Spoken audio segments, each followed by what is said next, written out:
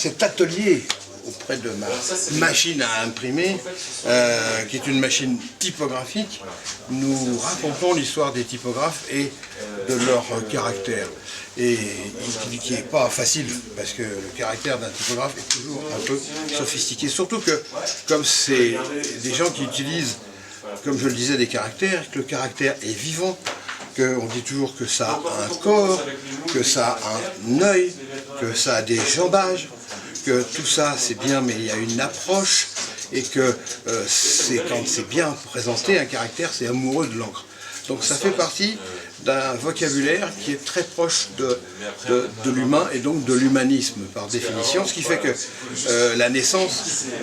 est effectivement autour de 1500 avec des gens qui étaient des vrais humanistes et qui ont englobé ce métier pour porter à la connaissance du monde les informations, la philosophie, la poésie et tout ce qui était très important pour notre culture. Alors, ce métier, donc, qui a plus de 500 ans, les premiers outils, les premières machines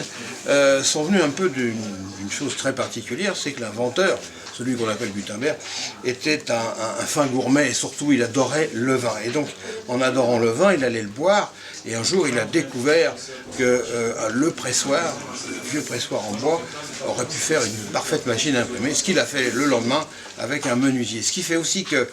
dans cette corporation, le rapport à la vigne,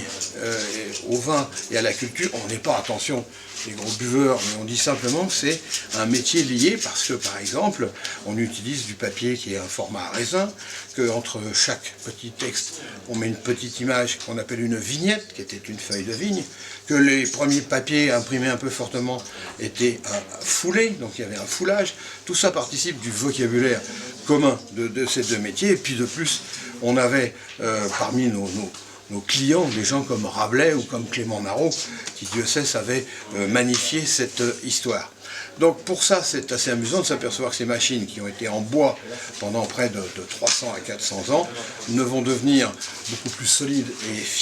et costauds qu'à partir de 1860, où là, on verra arriver la fonte et on verra en plus après arriver toute la mécanisation électrique pour arriver à des superbes machines dites numériques et qui aujourd'hui on ne les voit plus, on appuie sur le bouton et tout est fini. Nous avons encore les mains dans l'encre jusqu'au cou.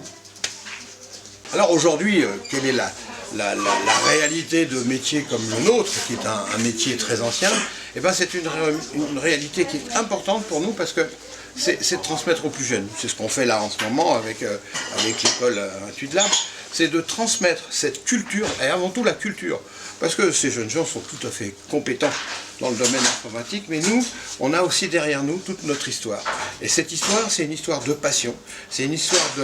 de respect de la lisibilité, je dis souvent ce terme, mais c'est très important, et c'est ce qu'on essaie de confier à ces futures générations qui doivent normalement payer nos retraites. Donc, donnons-leur confiance, et je peux vous dire que c'est des très très beaux métiers.